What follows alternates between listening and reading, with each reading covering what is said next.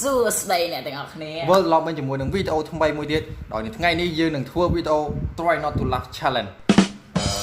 ទៅជាចឹងវីដេអូនេះគឺយើងធ្វើគឺយើងមើលវីដេអូ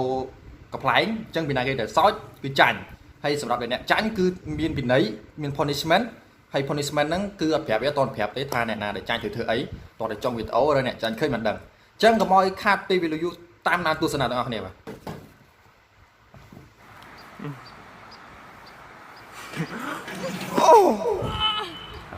តាម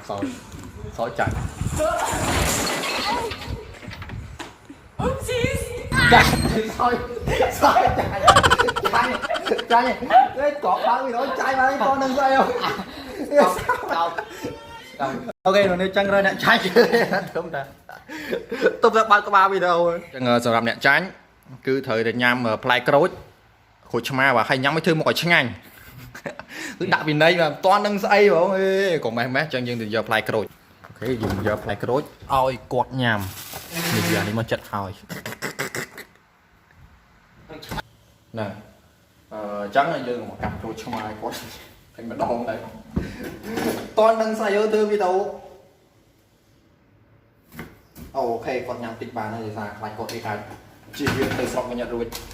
យើងកុំធ្វើបាក់គាត់ទេតែគាត់ឆ្មានេះតិចពេកហ៎ចឹងយើងដាក់អំពើបន្តិចបានហើយអាណិតគាត់បាទ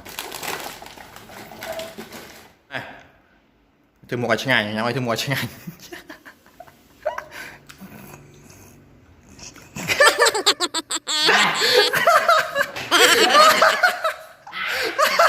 ធ្វើមកឆ្ងាញ់អត់តផឹកទឹកឲ្យធ្វើមកឆ្ងាញ់